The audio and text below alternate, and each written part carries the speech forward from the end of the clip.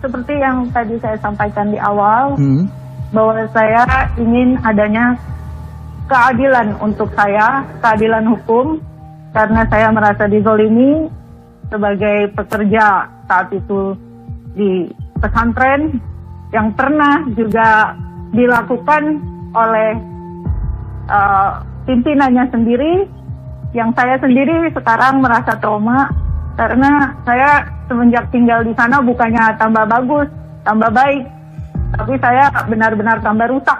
Di sana tidak mengenal dosa, karena saya harus melayani, bahkan sampai pernah ada kejadian bapak saya meninggal. Hari itu saya dalam kondisi menangis dan panik. Saya minta izin, kemudian pimpinan itu meminta saya datang ke kantor saya yang 2 kilometer dari tempat saya tinggal. Saya datangin karena saya memang butuh izin tanda tangan untuk saya bisa keluar. Saat itu pun saya disuruh dipaksa untuk melayani pimpinan sebelum mengurusi bapak saya meninggal. Baik. Itu yang terjadi. Mohon untuk keadilan hukum untuk saya. Terima kasih. Baik, yang kami akan bongkar adalah keterkaitan Panji Gumilang dengan negara Islam Indonesia. Bukan antara Al-Zaitun, pesantren Al-Zaitun dengan negara Islam Indonesia. Namun Panji Gumilang yang bersembunyi di balik pondok pesantren Al-Zaitun. Ya, Pak Imam, mungkin bisa Anda detailkan apa sebenarnya yang ingin Anda bongkar selain keterkaitan Panji Gumilang dengan NII? Sebetulnya intinya itu, Mas Indra, karena tadi yang dikatakan oleh Pak Hasanuddin bahwa ada pembinaan dari pemerintah kemungkinan terhadap NII ini.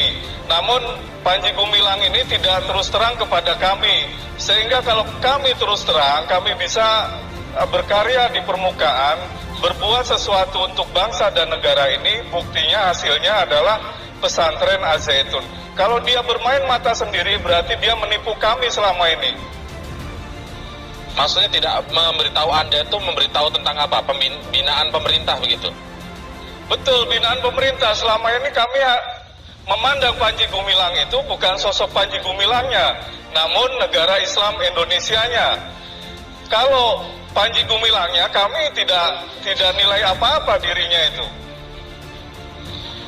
Pak Imam, saat Anda di NII, posisi Anda cukup tinggi sebagai salah satu menteri begitu disebutkan di sana. Benarkah demikian? Iya, betul. Dan saya bisa tunjukkan SK-nya dan bukti visualnya yang sekarang sudah ada di Intelkam Polri. Ya, kemudian satu, apa yang Anda pandang dari Panji Gumilang? Apa yang dia serukan sehingga kemudian Anda merasa berbeda pendapat dengan dia? Ya, sebetulnya selama ini saya secara pribadi tidak ada masalah dengan Panji Gumilang. Karena saya anggap dia sebagai senior saya, sebagai orang tua saya, sebagai guru saya, sebagai kakak saya. Sehingga saya sebetulnya belum ada masalah apa-apa. Namun karena permintaan dari ibu dan orang tua saya, itulah yang berat saya untuk bergabung kembali kepada NII. Ya, Anda mengatakan alasan karena ada nasihat dari orang tua Anda begitu. Tapi kemudian fakta yang menunjukkan bahwa Anda posisi tinggi, berada di tingkatan menteri di NII, terus setelah Anda keluar, Anda justru melaporkan dan melakukan roadshow ke DPR, ke polisi, minta perlindungan LPSK. Ada kesan yang di sini menunjukkan Anda hanya sakit hati secara pribadi terhadap Panji Gumilang. Pendapat Anda atau tanggapan Anda bagaimana, Pak?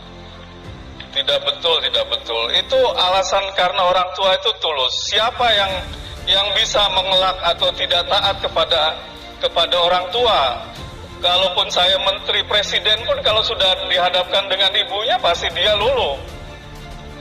Baik, ketika Anda berada di NII dan juga sempat bergabung di Al-Zaitun begitu, Pak? Iya, betul, sebagai pendiri. Sebagai pendiri kan, bahkan sebagai anggota Badan Pembina.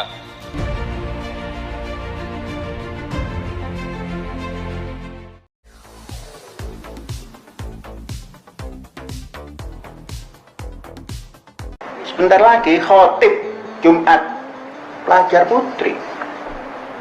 Terlepas Departemen Agama marah juga nggak apa-apa.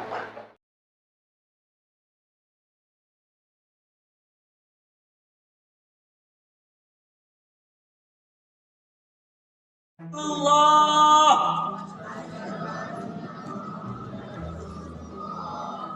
Asyhadu anna Muhammadar Rasulullah. Lembaga pendidikan seperti yang kita lakukan ini, kita menjalani Ramadan bersama-sama dan melaksanakan kegiatan bersama-sama.